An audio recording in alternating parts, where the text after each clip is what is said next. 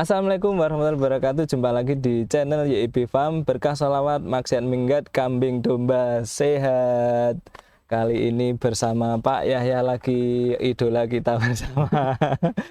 Nah, di kali ini langsung aja Pak ya. Mungkin ini banyak teman-teman itu yang menanyakan tentang ternyata tidak hanya domba aja Pak ya. Itu ada para peternak kambing perah. Nah ini gimana Pak ya untuk nutrisi di kambing perah? Kalau di kita itu selalu membahasakan pakai pakan milking. Nah itu gimana Pak ya? Oke, itu saya pernah formulasikan itu sudah agak lama 2016. Terus terakhir saya ada ngasih kuliah tapi untuk sapi perah. Tapi ya perah juga milking. Jadi mungkin agak ringkasnya dulu ya. Ringkasnya dulu. Di susu itu ada dua basic yang harus kita ketahui. Kalau di sapi perah itu pengaruh karena pengaruh ke harga. Kalau di sapera saya lihat enggak, karena harganya mahal sekali. Susu kambing itu. Susu kambing. Ya, mahal sekali saya rasa. Terakhir saya dengar 45 katanya ya, per liter. Itu begini Mas. Tadi yang segmen sebelumnya kita pernah ngomong kalau di sapi perah atau di ternak perah kita ngomong ada sistem bypass protein yang harus tinggi dan bagus. Itu dari bahan sumber protein. Nah, tapi ingat yang saya maksud basic tadi begini. Susu itu ada jumlah produksi, ada lemak susu kalau di sapi perah. Di sapi perah penting, kenapa? Karena kadar lemak susu itu untuk menentukan harga. Kalau di kambing kan enggak sejauh ini. Tapi ke kualitas susu pengaruh itu. Nah, jadi biasanya kalau di sapi itu menggunakan basic acuan imbangan hijauan konsentrat awalnya 60-40. Bagi yang produksi tinggi, misalnya sapi perah 25 liter, kalau di kambing kita mungkin membayangkan 2,5 liter sudah cukup tinggi. Nah, itu karena outputnya tinggi, mestinya inputnya juga tinggi. Jadi imbangan 60-40 itu bisa berubah sampai 40-60, 60 konsentratnya persen ya. Meskipun secara alami kalau dia mendapat asupan yang lebih dari konsentrat, dia pasti turun konsumsi hijauannya, itu sudah pasti. Ini dengan asumsi pemberian pakan secara umum 2 kali, pagi sore. Nah, seperti itu. Yang perlu saya ingatkan lagi, ada urutan seperti ini kalau di sapi perah. Lemak susu itu prekursor atau bahannya dari asam asetat. Namanya dari golongan VFA atau volatile fatty acid atau asam lemak rantai C2. Asam asetat itu prekursor untuk menjadi lemak susu. Asalnya dari mana? Fermentasi hijauan di dalam rumen. Nah, fermentasi VFA yang lain, asam propionat, asam butirat, C3 dan C4 itu terutama dari karbohidrat mudah tercerna yang ada di konsentrat dan protein yang ada di konsentrat. Jadi mengimbangkan, kalau di sapi perah kelihatan karena ada kadar lemak susu. Tapi bagaimanapun susu pasti mengandung lemak. Jadi kalau di kambing pun saya rasa imbangan itu harus dipenuhi. Jadi kalau misalnya kita punya kambing yang produksinya ada tanda di atas 2 liter, jangan menggunakan imbangan 60-40 lagi. Caranya gimana? Konsentratnya tambahi 1,5% setidaknya dari jatah berat badan. Kalau breeding biasanya saya nganjurkan 1% Mas. Untuk konsentrat. Kenapa? Biar tidak terlalu gemuk. Kan dia cukup untuk maintenance dan sebagai tambahan saja. Karena yang untuk induk produktif tidak boleh terlalu gemuk. Kalau perah ini agak lain karena dia untuk menjadi status ternak perah dia harus bereproduksi dulu. Terus kita maintain sekian panjang sampai dia melahirkan lagi untuk tetap menghasilkan susu. Kan begitu kan? Nah, itu. Terus saya biasanya kalau kambing perah saya tidak berani atau begini, terendah biasanya saya nyetel untuk konsentratnya 17%. Konsentratnya 17%? Ya, 17% PK-nya. Di atasnya boleh, kalau di bawahnya jangan. Agak sulit ya, kita ingat karena yang diperah ini kambing, kalau domba kan agak jarang di tempat kita ya. Jarang. Nah, kambing itu biasanya kan dia pemakan hijauan. Jadi hijauan berupa rambanan, daun-daunan leguminosa. Itu secara alami namanya daun-daunan itu pasti proteinnya di atas rumput. Itu kenapa kalau kita kandang kambing identik dengan bau yang sangat pesing sekali. Kenapa? Karena pakannya protein tinggi, yang dibuang juga tinggi. Malah mencurigakan kalau kambing itu nggak pesing sama sekali. Berarti yang dibuang kan nggak ada. Dengan kata lain apa? Proteinnya, pakannya kurang protein bisa jadi itu. Kecuali kalau ada treatment probiom macam-macam yang untuk penghilang ya, dekomposer, penghilang bau. Itu kan treatment di luar. Tapi secara alami karena yang dikonsumsi daun-daunan dengan protein di atas 20%, daun nangka, daun lamtoro, daun indigo vera misalnya, itu bahkan di atas 25, ya sampai 30. Daun gamal, konsentrat hijau lah istilahnya, leguminosa itu. Kambing itu biasanya pemakan daun, bukan rumput. Kalau rumput itu domba. Itu kenapa kalau kita lihat di mulutnya kambing dan domba itu lain. Ada belahnya di sini kalau domba. Kalau domba ada, ya. Terus kalau kambing nggak ada. Kambing itu cenderung makannya naik ke atas. Naik. Ada yang plesetan katanya. Kenapa namanya kambing? Itu katanya dari bahasa Inggris, climbing.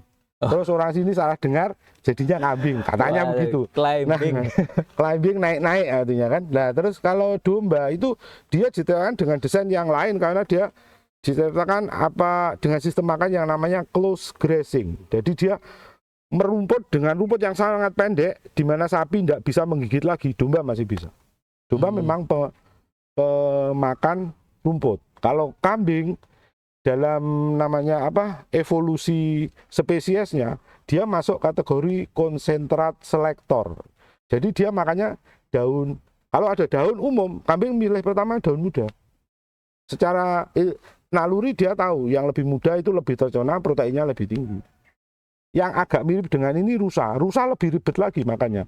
Dia hanya makan pucuk, terus bunga yang belum mekar. Seperti itu. Itu dalam evolusi spesiesnya dia satu jalur itu kambing. Masuk kategori konsentrat selektor. Makanya ya memang basicnya kambing itu makanya daun, bukan rumput sebenarnya.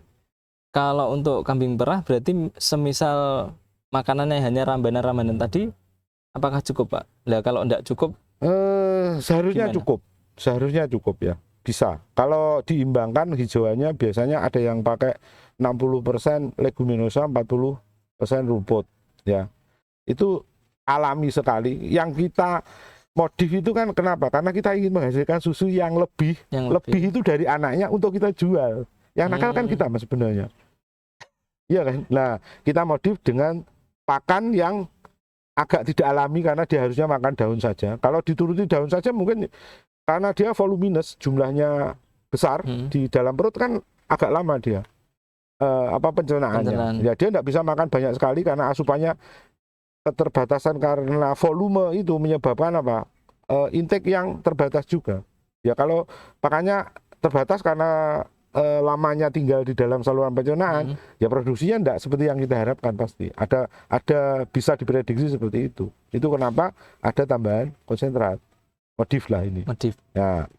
Untuk konsentrat ya spesifik. Biasanya kalau milking saya formulasi sendiri biasanya basic sama polar. Gini, misalnya kita ambil formulasi 60% sumber karbohidrat utama.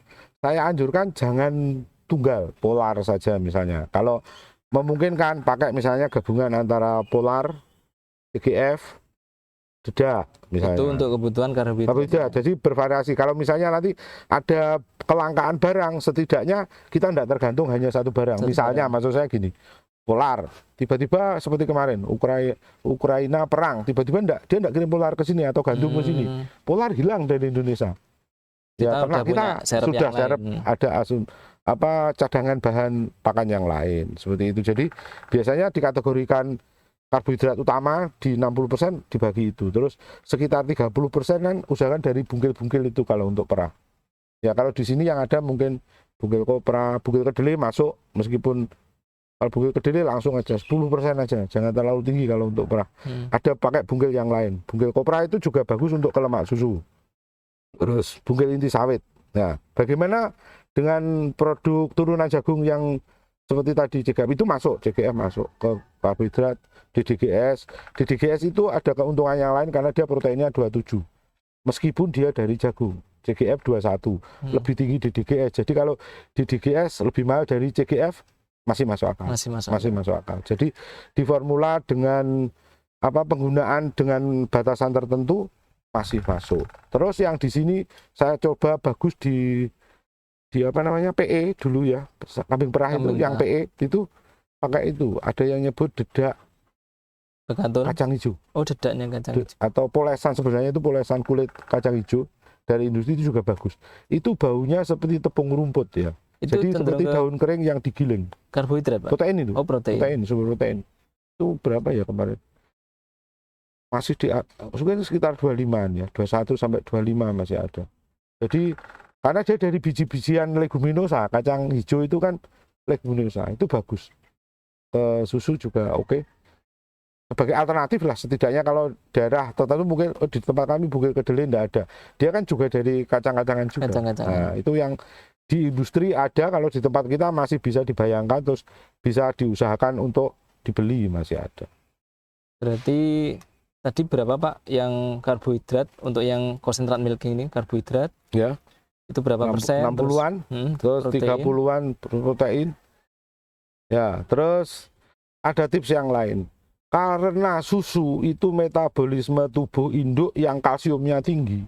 Jangan lupa ada tambahan kalsium dan fosfor ke formulasinya. Kenapa? Kalau dia kelebihan, kebanyakan dibongkar untuk produksi susu, mungkin Mas Angga pernah nemui kambing ketika habis beranak ambruk. 10 hari atau 14 hari ambruk. Bisa jadi itu kekurangan kalsium yang akut. Jadi karena kita tidak ada perlakuan khusus di 2 minggu sebelum melahirkan, ada tambahan dulu di sapi perah namanya steaming up. Jadi pemberian perlakuan khusus di 2 minggu sebelum melahirkan agar tidak terjadi infeksi yang namanya ketosis, itu pembongkaran berlebih dari cadangan tubuh menyebabkan seperti itu. Nah, biasanya saya formulasikan pakai tepung batu seperti di ayam, itu untuk sumber kalsium, ya mungkin bisa 3% karena bahan nabati untuk ruminan itu biasanya miskin kalsium. Terus yang kedua, tambahkan feed aditif namanya DCP, dikalsium fosfat. Itu untuk sumber fosfor, fosfornya 18%. Kalau di pasaran ada yang DCP, MDCP, ada yang MCP. Itu biasanya cuma beda di kandungan fosfor. Yang terendah DCP itu fosfornya 18%, kalau MDCP atau MCP 21-22%. Nah, itu biasanya penggunaannya cuma 3 kilo per ton.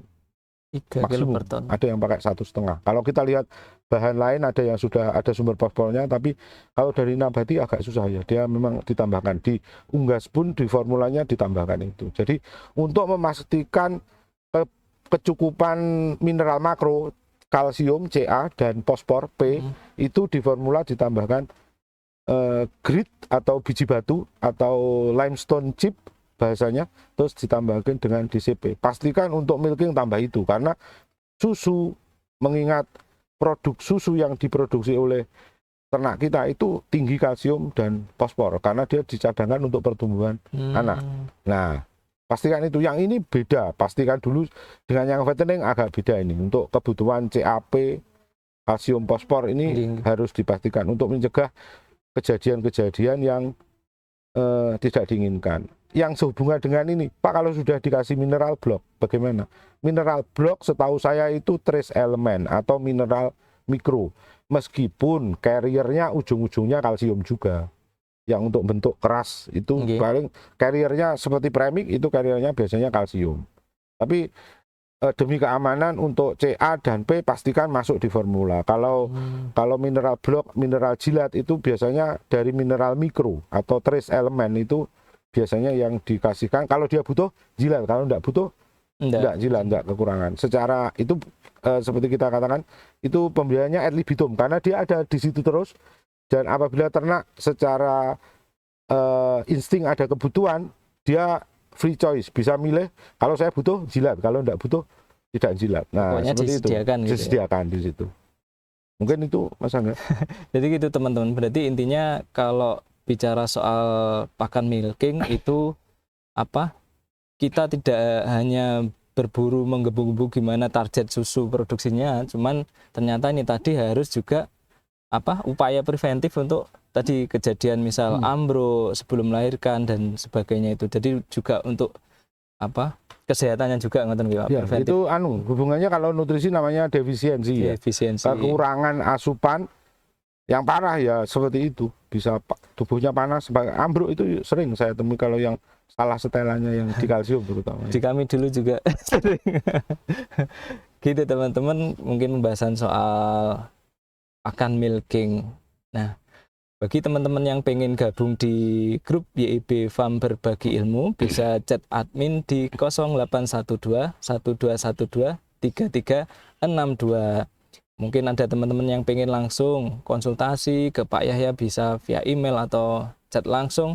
Mungkin bisa hubungi berapa Pak? 081 216 76640 atau yahyamr@yahoo.com. Alhamdulillah, terima kasih banyak Pak Yahya. Mudah-mudahan bermanfaat ilmu yang disampaikan Pak Yahya. Wassalamualaikum warahmatullahi wabarakatuh. Waalaikumsalam warahmatullahi wabarakatuh.